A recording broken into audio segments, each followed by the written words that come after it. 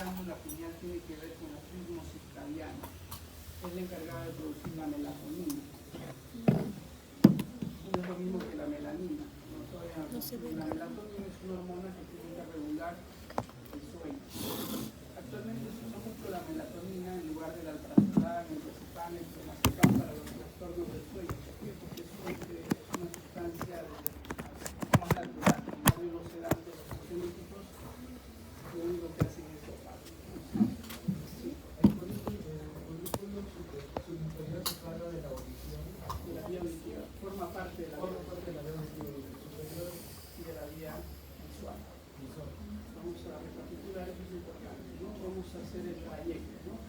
Vamos a imaginarnos los globos oculares. Acá vendría nervios ópticos, chiasma óptico, tracto óptico. Esta se dirige a la parte del tálamo, hacia los cuerpos geniculados laterales. De los cuerpos geniculados laterales, este es el tálamo, viene hacia el brazo del folículo superior y llega al folículo superior. Entonces esa formaría parte de la vía visual. Mientras que los folículos inferiores forman parte de la vía auditiva. Es un poco más difícil de determinarla desde el punto de vista anatómico, pero se encuentra acá, ¿no? El folículo inferior. Acá encontramos el brazo del folículo inferior que guarda relación con el cuerpo geniculado medial. Cuerpo geniculado lateral, cuerpo geniculado medial. Folículo superior y folículo inferior. Folículos superiores tienen que ver con la vía visual, folículos inferiores con la vía auditiva. Seguimos bajando. Encontramos en la parte lateral del mesencéfalo el trígono lemniscal. Sería básicamente este de acá, el trígono lemniscal. Al final vamos a ver los pares cráneos, ¿ya? Para hacer un integrado. Esta estructura es la vista posterior de la protuberancia o puente, donde encontramos precisamente los pedúnculos, pero en este caso no son pedúnculos cerebrales, sino son pedúnculos cerebelosos.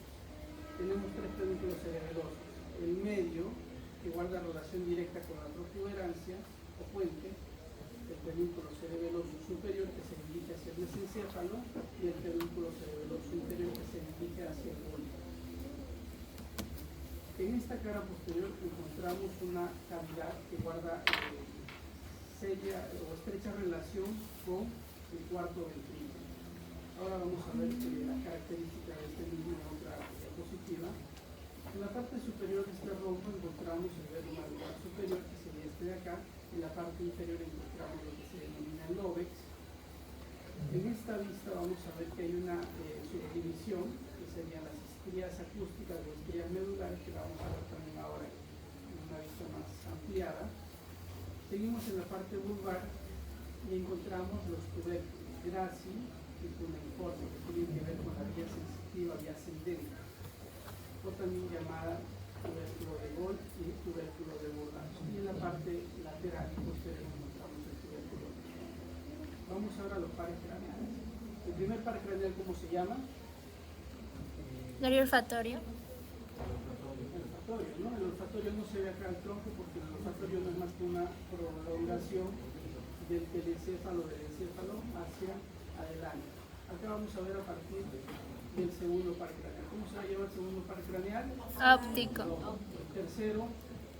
Oculomotor. No, Oculomotor. el oculomotor tiene que ver con la motilidad ocular y también con el reflejo fotomotor.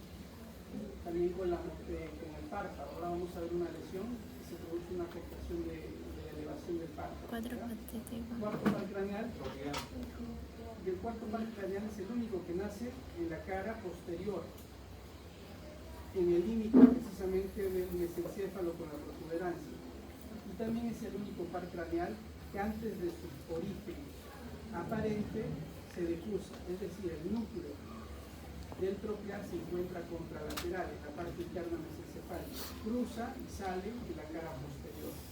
Es el único que cruza, eso también es importante tenerlo en cuenta. Y es el único que nace en la cara posterior. Seguimos bajando. A nivel ya de la protuberancia encontramos el quinto par craneal. ¿Cómo se llama el quinto par craneal? Trigémino. Seguimos bajando y otra vez volvemos a la línea media El sexto. y nos encontramos con el sexto par craneal. ¿Cómo se se llama el sexto par craneal? Ah, ¿Cómo se llama el sexto par? Que tiene que ver también con la motilidad ocular. El troclear, ¿verdad? ¿No? ¿Cómo se llama? abducen. Sexto. Séptimo par craneal, ¿cómo se llama? Facial. Octavo. Vestíbulo Horario coclear. facial. Vamos a tener. La Noveno. abducens nace directamente por encima de las pirámides lunares. El El séptimo dulce. facial nace Hipoglosal. directamente por encima de las orillas. Y el octavo vestíbulo coclear nace directamente por encima de ¿Me aprendí con la canción? Ya me olvidé ya. a nivel del surco. ¿Cómo se llama este surco? Hay un surco que delimita la protuberancia del bulbo, que es el surco bulbo-protuberancial. ¿Ya? Y acá tenemos otro surco que se denomina mesencéfalo pontino, ponto mesencefálico, que es este. Este es el surco y este es el surco. De este surco nace el tercer par craneal y de este surco nace el sexto, séptimo y octavo. ¿Ya? Seguimos bajando y tenemos ya los otros pares craneales. A nivel del surco retro-olivar nace el glosofaringio por arriba, el vago, ¿y cuál? El accesorio. Y por delante nace Hipoglosis. a nivel del surco preolivar, el hipogloso. Acá vamos a recapitular las estructuras que se logran aquí. ¿Esto qué sería? ¿Qué vendría a ser? Ay, no sé. El quiasma óptico, ¿verdad? Quiasma óptico. Esto que se ve lateral El surco. con la Mesencéfalo. bióptica también, el tracto óptico, ¿no? Y acá estaría el cuerpo geniculado lateral, ¿ya? Y esto forma parte del tálamo. El tálamo es todo esto. En la parte posterior inferior del tálamo se encuentran los cuerpos geniculados, son lateral y medial. El lateral tiene que ver con la vía visual.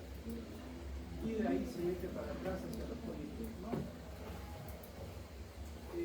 ¿Cómo se llama esta estructura que encontramos acá? ¿Cómo? Cuerpo mamilar, ¿no? Y por debajo encontramos este espacio que es el espacio denominado fosa interpeduncular. Esta fosa interpeduncular guarda relación con una serie de perforaciones que se denomina sustancia perforada posterior. Y seguimos bajando y le acabo de poner, ¿cómo se llama esta estructura que se encuentra acá al medio? La fuente, ¿no? Que es el surco vacilar. ¿Esto qué vendría a ser? Esto es un pedúnculo. Esto es un pedúnculo también. Pedúnculo. Cerebeloso. ¿Cuál es el que guarda relación directa con la fuente? El medio, ¿verdad? Seguimos bajando, ¿qué más vemos acá? ¿Cómo se denomina esta estructura? Pirámide vulvar, ¿no?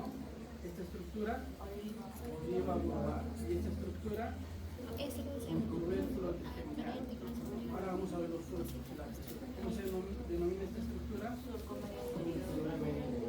Fisura. Porque más profunda, ¿cuál es? Fisura mediana o media anterior, que es la prolongación también de la médula espinal, ¿no? Y esta zona donde esta fisura se pierde o se disgrega, ¿cómo se llama? Decusación plástica. Esta decusación se encuentra en el tercio inferior del bulbo o de la médula oblongada, ¿no? ¿Cómo se llama este surco? Y el que está por detrás, retroolivar. Muy bien. Esto lo vamos a ver mejor acá.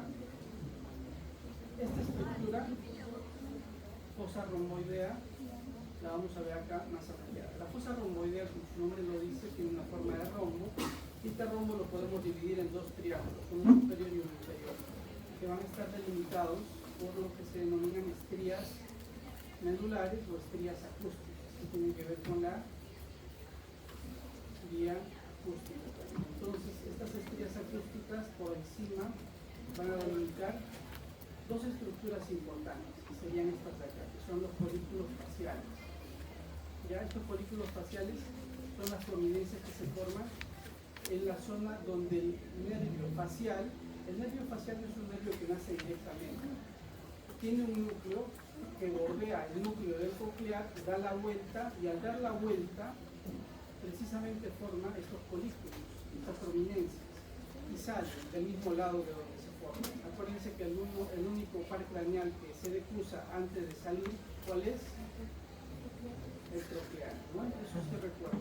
Todos los demás pares craneales tienen su lugar de salida o su origen aparente de la misma zona del origen real o núcleo. Acuérdense que cuando se habla de pares craneales, también eso lo van a revisar más adelante, se habla de orígenes aparentes y de orígenes reales. Los orígenes aparentes son donde se encuentran los núcleos, por dentro del tronco. Y los orígenes reales, aparentes son estos y los reales son profundos, ¿no? Entonces, cuando le preguntamos dónde está el origen aparente del sexto par craneal, ¿dónde se encuentra?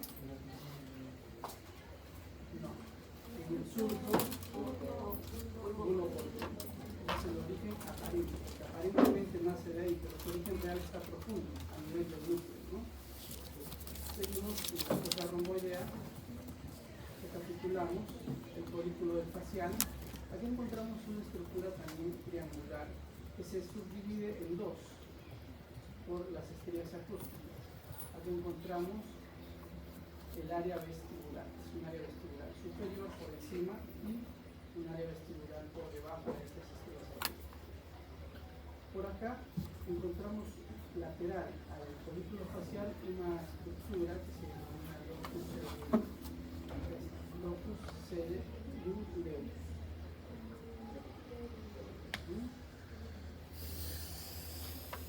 En la parte baja, en el triángulo inferior, encontramos dos trígonos, un trígono helicobuloso y un trígono del vago. ¿Por qué se llama trígono? Porque también tiene forma triangular. Si uno intenta graficar esta estructura, un rectángulo, y este rectángulo lo dividimos en dos, vamos a ver que en la parte superior encontramos el trígono helicobuloso y por debajo el trígono del vago.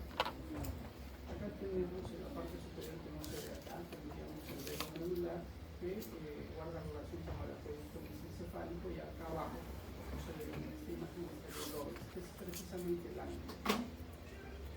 Vamos a ver acá, esto ya es un corte a nivel mesencefálico a este nivel, básicamente es un corte a este nivel, donde encontramos estructuras cisternales. ¿Qué son las cisternas? Son zonas donde se acumula el líquido cefalorraquídeo, que son importantes porque esta nos ayuda a definir si es que hay hipertensión endocraniana o no. Cuando uno hace un estudio de tomografía y hay un borramiento de este espacio entre el cerebro y el mesencéfalo, nos da a entender que puede haber un paro cardiorrespiratorio producto de la compresión del tallo cerebral.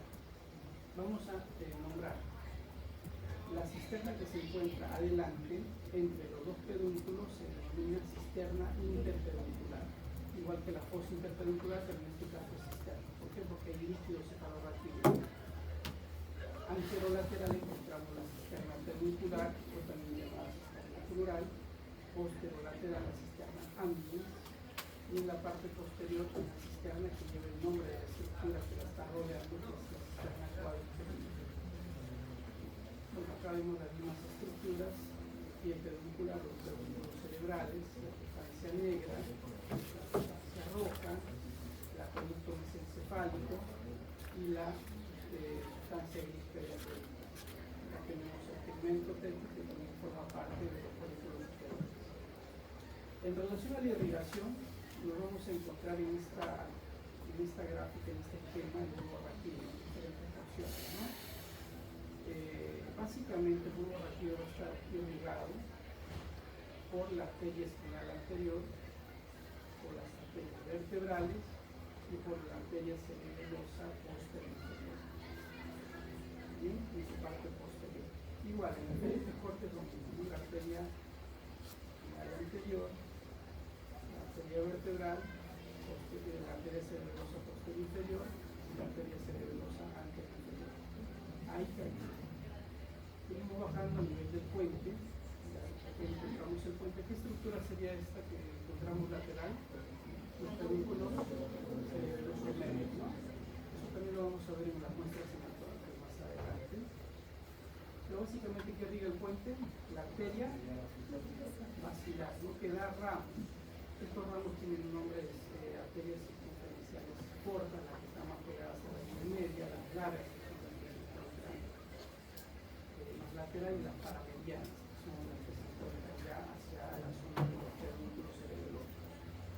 El mesencéfalo, que es la parte más superior, va a estar irrigado ya directamente por ramos de la arteria basilar. ¿Cuáles son los ramos de la arteria basilar? La arteria cerebral posterior.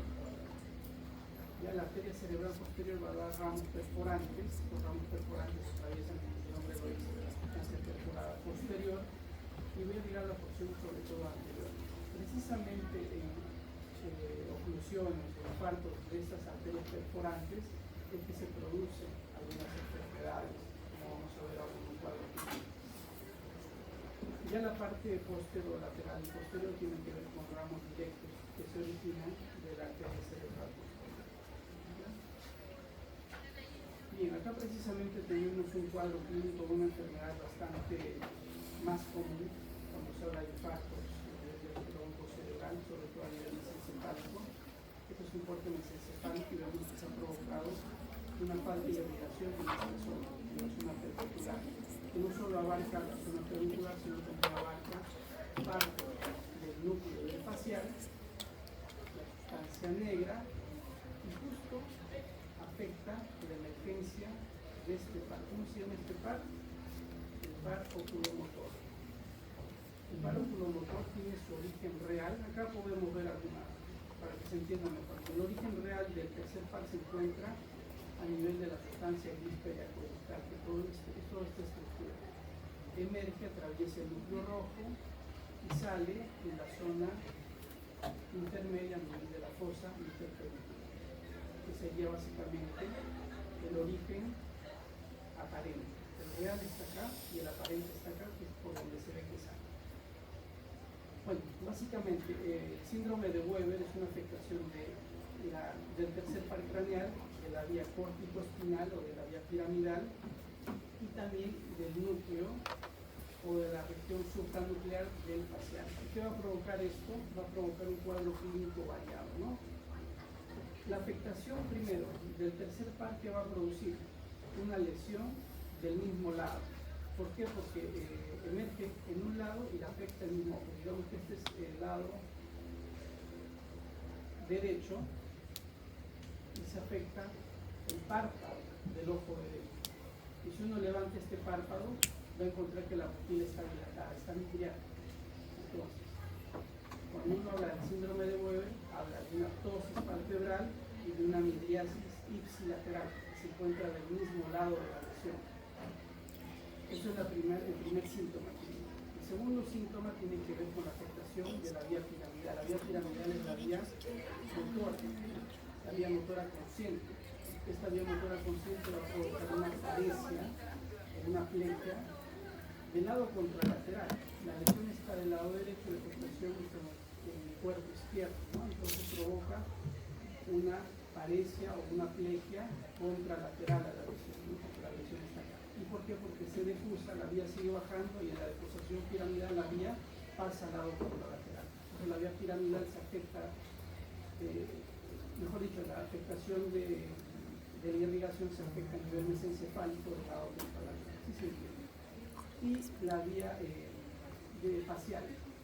Hay lesiones supranucleares e intranucleares. El núcleo facial tiene que ver mucho con la motilidad de la cara. Cuando se afecta a nivel central o supranuclear, se va a afectar solo una parte, un cuadrante de la cara. Entonces, en la parálisis facial central, que sería en este caso una parálisis facial de causa central, solo se afecta un cuadrante de la cara, mientras que la parálisis facial periférica se va a afectar toda la mitad de la cara. ¿Cuál tiene peor pronóstico? La parálisis facial de causa central, porque está producida por un infarto, por un tumor o por una malformación, que evidentemente es de peor pronóstico, mientras que la parálisis facial periférica se va a producir por una afectación ya a nivel de la emergencia, que si bien clínicamente parece más abrupta la lesión, porque se ve toda la cara paralizada, es una lesión reversible. El 98% de estos pacientes resuelven con terapia física, a diferencia de los pacientes que tienen lesiones de causa central,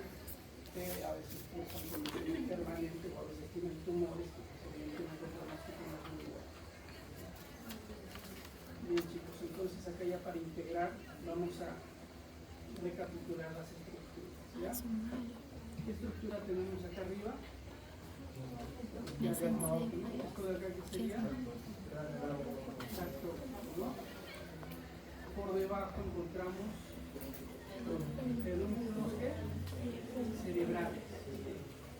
Entre los dos pedúnculos encontramos un espacio que se denomina fosa interpeduncular. Dentro de esta fosa interpeduncular, de arriba hacia abajo, de adelante hacia atrás, como quieran verlo, encontramos esa porción que se denomina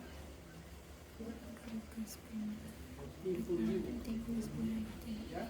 El infundíbulo tiene que ver con la porción de donde cuelga la glándula hipoficiaria. La glándula hipoficiaria estaría acá y descansa sobre la silla túnica. Eso lo vamos a ver cuando integremos también base de cráneo. Por detrás del infundíbulo encontramos dos colineas, ¿no?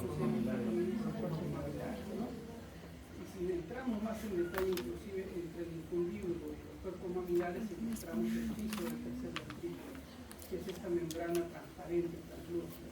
A veces cuando hay hidrocefalia, no sé si alguno ha visto a algún paciente con hidrocefalia que tienen catéteres que van de la cabeza al abdomen.